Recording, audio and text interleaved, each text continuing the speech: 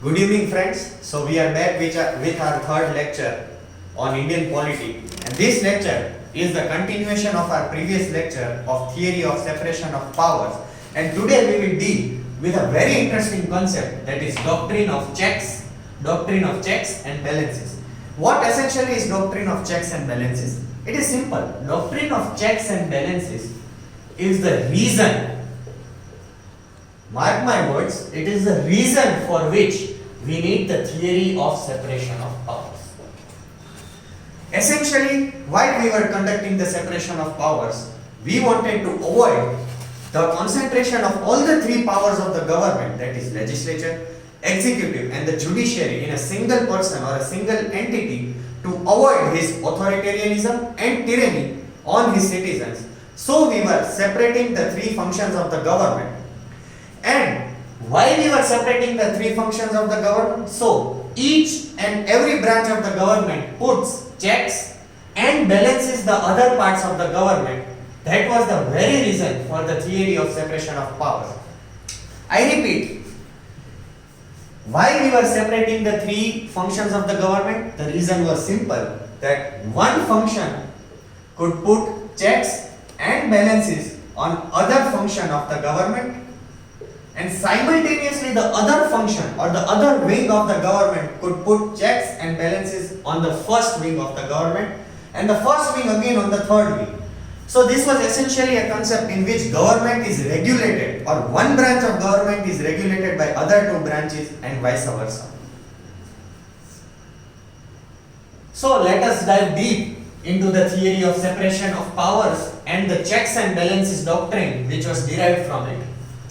Let us take the Indian example.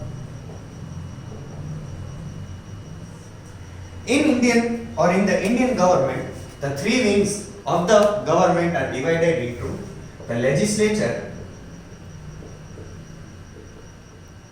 the executive, and the judiciary. So most of you would be aware that the legislature or the legislative function in the Indian context is conducted by the Indian Parliament. The executive function is conducted by the ministers, which is collectively known as the Government of India.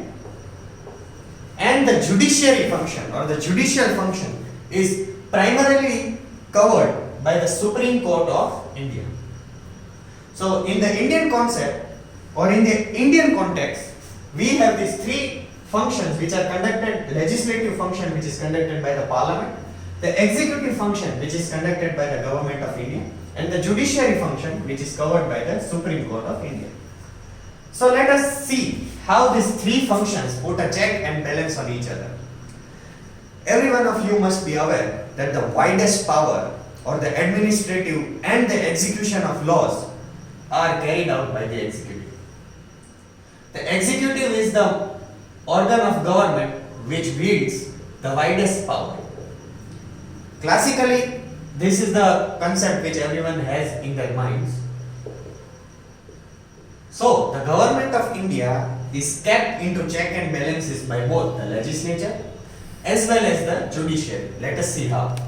Like, the government of India is responsible to the Parliament. All the ministers, be it the Prime Minister or be it any of the cabinet ministers, all of them are essentially MPs, and all of them are answerable to Parliament, be it in the Lok Sabha or in the Rajya Sabha. So this way, they are questioned in the Parliament, they have to answer questions of the MPs, there is a question hour, there is 0 hour, etc., which we will discuss in the further lectures. And through this mechanism, the legislature gives a check on the government of India.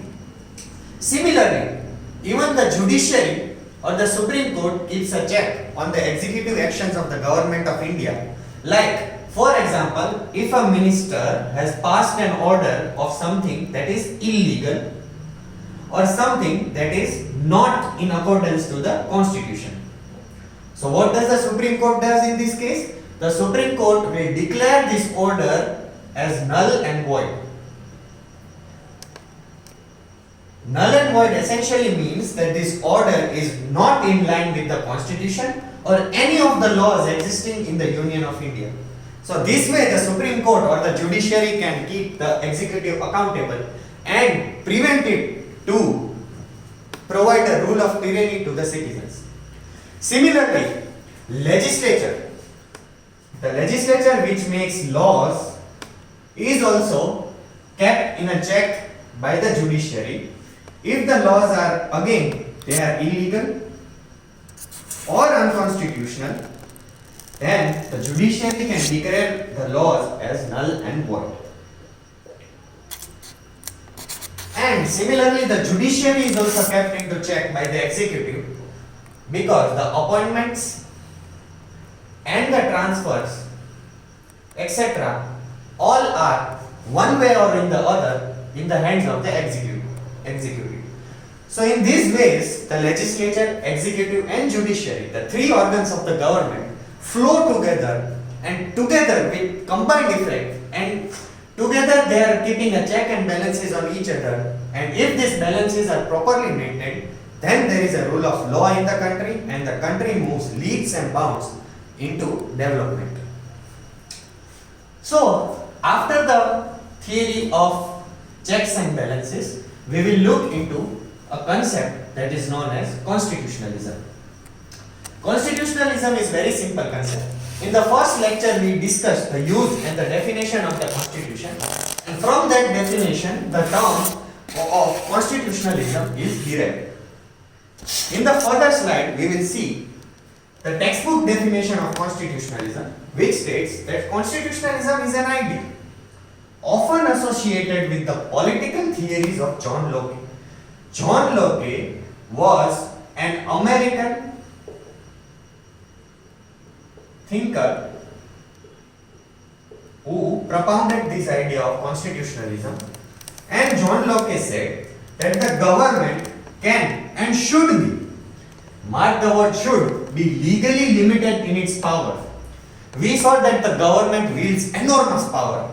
If we combine the three wings or the three powers of the government, be it legislative, executive and judiciary, all the three parts of the government in their respective field wields enormous power, and this power should be limited in what? It should be limited in the legitimacy depends on its observing these limitations.